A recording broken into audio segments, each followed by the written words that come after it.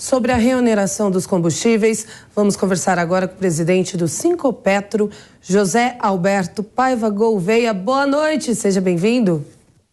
Boa noite. Bom, para José, vocês também. Obrigada.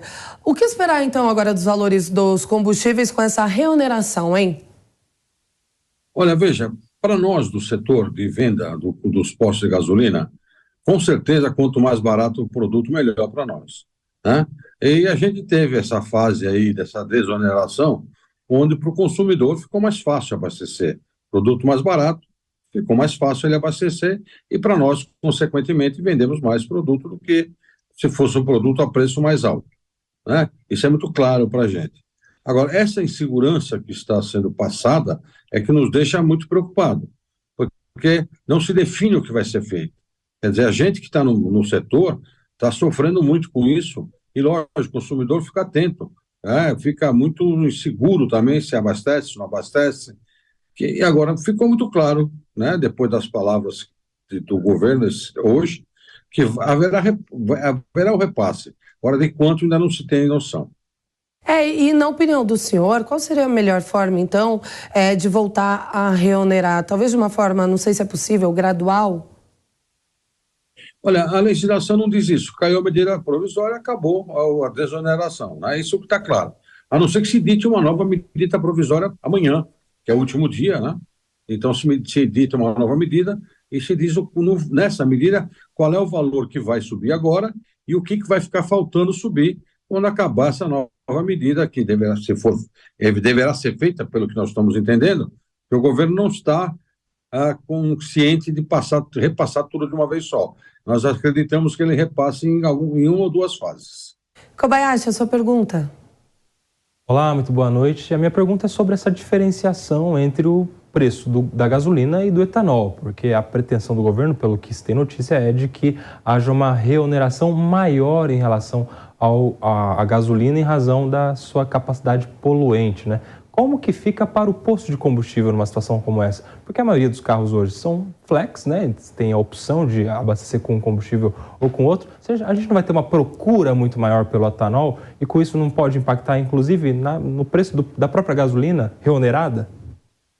Olha, Kobayashi, com certeza absoluta, o aumento da gasolina vai fazer crescer o consumo do etanol, que é exatamente o que o governo quer em questões ambientais. Quanto mais etanol se consumir, mais você tem condição de melhorar o meio ambiente, né? Essa é uma decisão do consumidor e eu tenho quase que certeza que se a gasolina subir muito e o governo não fizer o aumento relativo ao etanol, que, veja, o que estava dito até hoje é que é 0,69 na gasolina e 24 centavos no etanol. Se o governo resolver dividir a gasolina pela metade e o etanol subir menos, em vez de subir os 50%, subir 20%, subir 30%, nós teremos uma diferença favorável ao consumidor do etanol. E isso, com certeza, ajudará o meio ambiente, não temos a menor dúvida disso, né?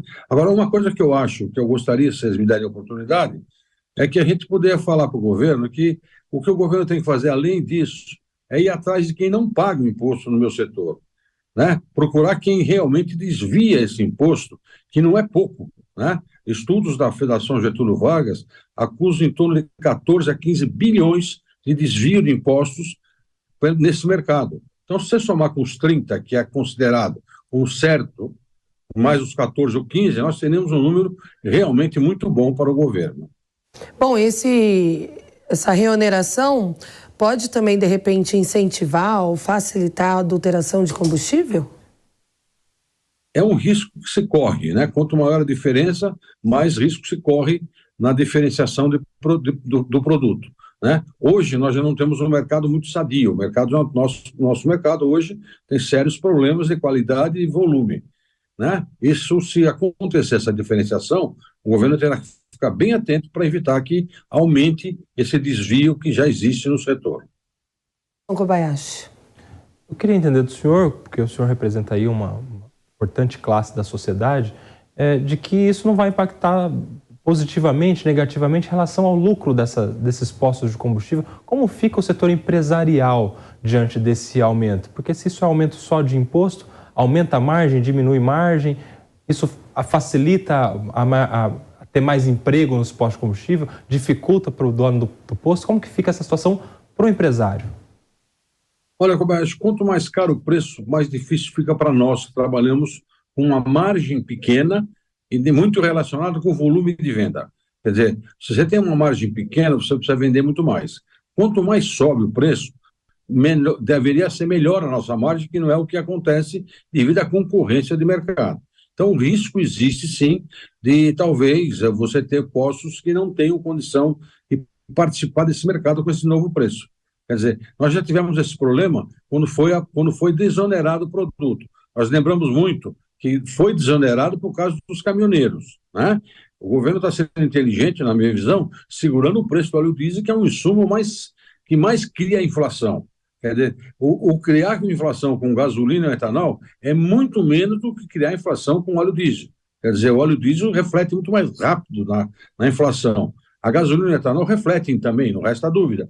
Mas não se faz entrega, não se faz transporte, é outro tipo de inflação que nós teríamos. Esse susto que vai criar uma inflação desenfreada, nós não vemos isso, não. Porque se fosse no diesel, sim. Mas na gasolina e no etanol a gente não vê esse susto que está se tendo com o aumento da inflação, que estão se dando, essa relevância desse assunto não é tão grande assim, não. Era justamente sobre isso que eu gostaria de questionar o senhor, né? Se aumentar o valor destes combustíveis, a gasolina e o etanol, se ia refletir também no preço dos produtos, que a gente sabe por conta do transporte terrestre. Há alguma previsão ou algum sinal de que o governo vai mudar no preço do diesel também ou não? Ainda não tem nada a respeito? Não, está definido, né, Calima? O governo só mexe no preço do diesel em dezembro deste ano. Quer dizer, nós teremos sossego quanto à inflação que realmente reflete direto no consumo. Quer dizer, é o que traz o pão, é o que traz o feijão, é o que traz o leite, é o que transporta esse produto, é no diesel. Então, nós não deveríamos ter uma inflação tão assustadora como o governo está deixando passar o lado político do governo. Eu não vejo isso, né, claramente, como isso cria uma inflação que assuste a parte política do governo. Eu acho que pode até haver inflação, porque nós temos vendedores, nós temos taxistas, nós temos os Ubers, tudo isso vai ter um custo mais elevado. Mas não é isso que cria uma inflação, que estão falando em um ponto da inflação a respeito desse aumento. Eu não vejo isso com essa clareza, não. Tá certo, Kobayashi, mais uma pergunta? A minha pergunta é se o governo convidou os sindicatos, as entidades de classe, os setores da sociedade civil que lidam diretamente com essa questão do combustível para participar dessa discussão. O seu sindicato, por exemplo, foi convidado a opinar a respeito dessa reoneração ou não, ou foi uma decisão vinda do governo sem esse diálogo com a sociedade?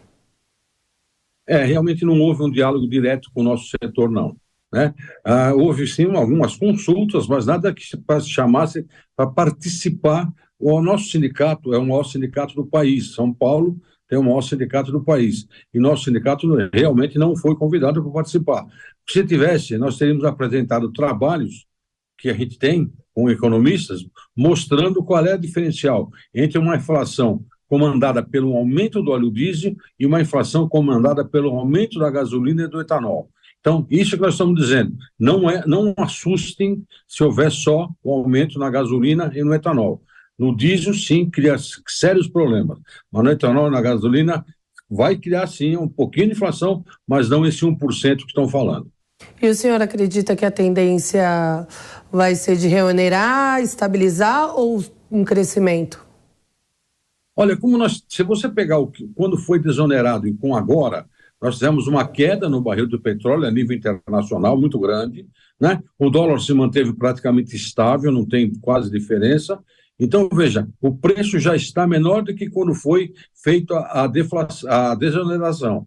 Então, mesmo que se volte com a oneração do PIS e do COFINS, não vai chegar aos níveis que nós tínhamos quando foi feita a desoneração. Porque o barril naquela época estava em torno de 113 a 115 dólares e hoje esse mesmo barril está em torno de 80 a 85 dólares o barril. Então, existe uma diferença que nós não teremos o preço que nós tivemos antes, com certeza absoluta.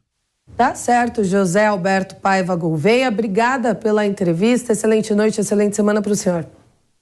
Muito obrigado para vocês também, estamos sempre às ordens.